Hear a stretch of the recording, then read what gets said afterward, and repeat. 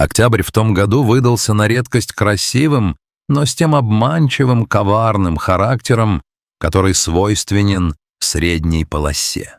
Днем лес полыхал медью и золотом, согретый последними теплыми лучами солнца, но стоило светилу коснуться верхушек елей, как воздух мгновенно остывал, наливаясь тяжелой, пронизывающей сыростью. Запах прелых листьев, мокрого мха и грибницы становился густым, почти осязаемым. Именно в эти последние теплые выходные семья Соколовых решила выбраться на природу. Небольшой деревянный домик на окраине густого лесного массива казался идеальным местом, чтобы закрыть дачный сезон. Сергей выгружал вещи из багажника, Елена накрывала на шаткий деревянный стол на веранде, а пятилетняя Мила в своей яркой красной курточке носилась вокруг, поднимая фонтаны из опавшей листвы. «Только далеко не убегай!» — крикнула Елена, расставляя тарелки. «Мила, ты слышишь? Лес большой, заблудишься!» «Я слышу, мамочка, я только жука посмотрю!» Звонкий голос девочки долетел уже из-за угла дома. Когда Сергей снял первую партию шашлыка и громко позвал дочь к столу, ответом ему была тишина. «Мила, мыть руки», — повторила Елена, вытирая ладони салфеткой. Тишина в лесу отличается от городской. В городе всегда есть фон. Гул машин, голоса, шум вентиляции. В лесу тишина живая, и когда в ней отсутствует нужный звук, это ощущается как физический удар. Сергей обошел дом. Пусто. Елена заглянула в машину. Пусто. Она, наверное, за дровами спряталась, неуверенно сказал отец, но в его голосе уже прозвенела первая нота тревоги. Они звали ее 10 минут. Потом 20. Сначала голоса были просто громкими, потом в них появился истеричный надрыв. «Мила, доченька, отзовись!» Крик Елены эхом отлетал от стены деревьев и гас в густом ельнике. Мила, которая всегда была непоседой и фантазеркой, всего полчаса назад увидела необычную птицу. Потом тропинку, похожую на ту, что рисовали в книжках про гномов. Она решила поиграть в настоящего следопыта. Лес манил ее, он не казался страшным. Шаг за шагом, дерево за деревом, она уходила все дальше, увлеченная игрой, не замечая, как знакомый просвет между деревьями, где стоял дом, исчез. А когда она оглянулась, вокруг были только одинаковые стволы, покрытые лишайником, и кусты, похожие на когтистые лапы. Паника накрыла родителей холодной волной, когда солнце коснулось горизонта. Температура начала стремительно падать. Если днем было около +10, то ночью синоптики обещали заморозки. В 19:00, когда лес погрузился в синильные сумерки, к домику подъехала первая патрульная машина. Через час еще 2. К полуночи на поляне перед лесом развернулся штаб поисково-спасательного отряда. Координатор поиска, высокий мужчина с уставшими глазами по имени Виктор, развернул карту на капоте внедорожника. «Водные плохие», — тихо сказал он коллегам, пока родители Милы сидели в машине скорой помощи, закутанные в пледы, в состоянии шока. Лес сложный, бурелом, овраги, на севере начинается болотистая местность. Ребенок 5 лет, одета не по сезону для ночевки. Температура падает. У нас мало времени». Сергей рвался идти с ними, но его не пустили. Неподготовленный родитель в лесу только добавляет проблем. Он сидел на ступеньке, где скорый, сжимая голову руками, и раскачивался из стороны в сторону. Елена просто смотрела в одну точку, беззвучно шевеля губами. Собаки крутились на месте, скулили, но дальше идти отказывались, словно что-то сбивало их с толку. «Странно», — сказал кинолог, почесывая за ухом немецкую овчарку. «Альфа никогда так себя не ведет. Там какой-то запах дикий». К 4 утра ударил мороз. Трава покрылась инеем, хрустела под сапогами поисковиков, как битое стекло. Надежда таяла. 5-летний ребенок в легкой куртке, в лесу, при минусовой температуре. Статистика была неумолима. Виктор знал эту статистику, но продолжал гнать людей вперед. Рассвет второго дня был серым и туманным. Туман лежал над лесом плотным ватным одеялом, глуша звуки и скрывая очертания. «Поднимаем птичек», — скомандовал Виктор, как только видимость стала минимально допустимой. Оператор дрона, молодой парень по имени Антон, потер красные от недосыпа глаза и запустил квадрокоптер. Жужжание винтов нарушило утреннюю тишину. Маленькая точка взмыла вверх и растворилась в серой мгле. На экране планшета поплыли верхушки деревьев. Антон методично просматривал квадрат за квадратом, используя тепловизор. Большинство тепловых пятен оказывались лосями или кабанами. Квадрат В7 — пусто, квадрат В8 — стоп. Антон прищурился. На краю монитора, там, где ручей делал крутой изгиб и образовал каменистую отмель, светилось небольшое пятно, слишком маленькое для лося, слишком неподвижное для лисы. «Виктор!» — крикнул он, не отрывая взгляда от экрана. «У меня есть контакт. Кажется, это она». Координатор подбежал к монитору. Антон переключил камеру в обычный режим и снизил высоту. Сквозь разрывы в кронах деревьев картинка стала четче. Сердце Виктора пропустило удар. В центре кадра на плоских камнях у самой воды сидела маленькая фигурка в красной куртке. Девочка поджала колени к груди, спрятав лицо. Она не двигалась. «Жива?» — выдохнул кто-то за спиной.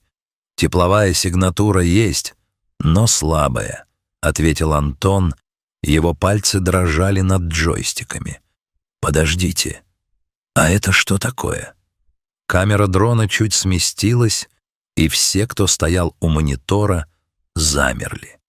Рядом с девочкой, буквально в полуметре, лежало что-то большое, серое и мохнатое. При звуке снижающегося дрона существо подняло голову. Это была не собака. Треугольные уши, мощная холка, широкий лоб и вытянутая морда. «Волк», — прошептал Виктор. «Господи, это огромный волк». Зверь встал. Он был действительно огромен, матерый хищник, хозяин этих лесов. Он не убегал от жужжащей машины. Наоборот, он встал так, чтобы закрыть собой девочку от нависшей угрозы. Мила пошевелилась, подняла голову, глядя на дрон. Волк тут же повернул к ней морду, словно проверяя, все ли в порядке, и снова уставился в небо. «Срочно группу туда!» — заорал Виктор в рацию. «Квадрат В9, у ручья. Ребенок найден, но предельная осторожность. Рядом дикий зверь. Возможно, агрессия». Когда они вышли к ручью, картина, открывшаяся им, заставила опытных мужиков остановиться. Мила сидела на том же месте. Она выглядела сонной и заторможенной. А волк стоял. Он не рычал, не щерил клыки, Шерсть на загривке не стояла дыбом. Он просто стоял между лесом, откуда пришли люди, и ребенком. Его желтые глаза внимательно следили за каждым движением спасателей. В этом взгляде не было ярости, только спокойная древняя сила и какой-то пугающий интеллект. «Не делайте резких движений», — шепнул старший группы. «Оружие на предохранитель. Не цельтесь. Он чувствует угрозу». Волк перевел взгляд со спасателя на девочку. Мила протянула руку и коснулась жесткой шерсти на боку зверя. «Это мой друг», — тихо сказала она. Голос был хриплым от холода. «Он теплый?» «Быстрее!» — скомандовал старший. Спасатели подхватили девочку, укутали в термоодеяло. Она была ледяной на ощупь, но в сознании. Путь назад казался коротким.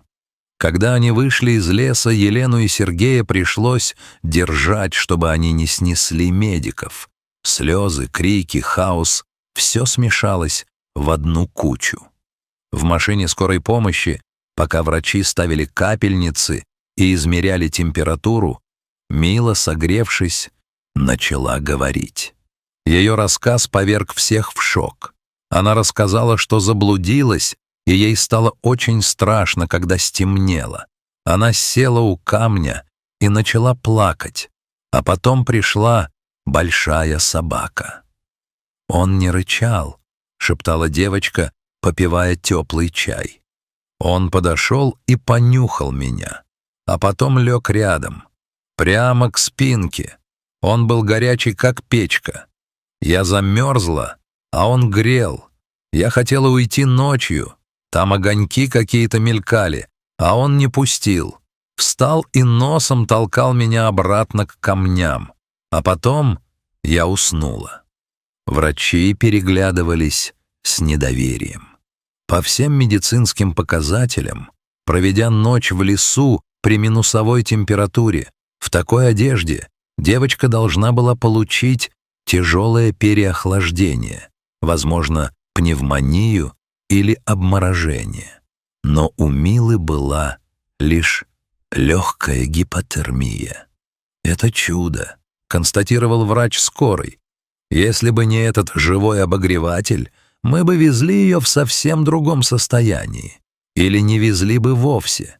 Зверь буквально спас ее своим теплом». История просочилась в СМИ мгновенно. Видео с дрона, где огромный серый хищник охраняет маленькую девочку в красной куртке, стало вирусным за считанные часы. Его показывали в новостях по всему миру, от Японии до Бразилии. Зоологи спорили в эфирах телеканалов. «Это аномальное поведение», — утверждали одни. «Волки избегают людей. Возможно, это была сбежавшая волка-собака или гибрид. Стайный инстинкт», — возражали другие. «Возможно, волк потерял свою стаю и перенес инстинкт заботы на детеныша, пусть и человеческого. Это невероятно редко, но в природе бывает всякое». Люди в комментариях писали тысячи версий. Кто-то говорил, что у животных душа чище, чем у людей. Кто-то вспоминал Маугли. Кто-то писал, что волк узнал в девочке кого-то, кого потерял. Были и скептики, утверждавшие, что это монтаж, что таких историй не бывает. Но Сергей и Елена не читали комментарии. Они знали правду. Они видели глаза дочери, когда она рассказывала о своем ночном защитнике. И видели кадры, снятые дроном. Через неделю после происшествия они вернулись на ту опушку, но не чтобы жарить шашлыки. Сергей подошел к кромке леса, там, где деревья смыкались плотной стеной, и положил на землю большой кусок свежего мяса. «Спасибо», — тихо сказал он в темноту леса. Ответа не было. Лишь ветер прошумел в верхушках сосен стряхивая последние осенние листья. Но когда Сергей возвращался к машине, ему показалось, что из глубины чащи за ним наблюдают внимательные янтарные глаза. С тех пор в той местности больше не пропадали дети. Местные жители говорят, что у леса появился новый хранитель, строгий, но справедливый. И хотя никто больше не видел Серого так близко, каждый грибник и турист теперь входил в лес с особым уважением, помня, что здесь действуют свои законы, и милосердие иногда приходит оттуда, откуда его ждешь меньше всего. Дорогие друзья, если эта история тронула ваше сердце и заставила поверить в чудо, пожалуйста, поддержите нас лайком. Пишите в комментариях, верите ли вы, что дикие животные способны на такое сострадание.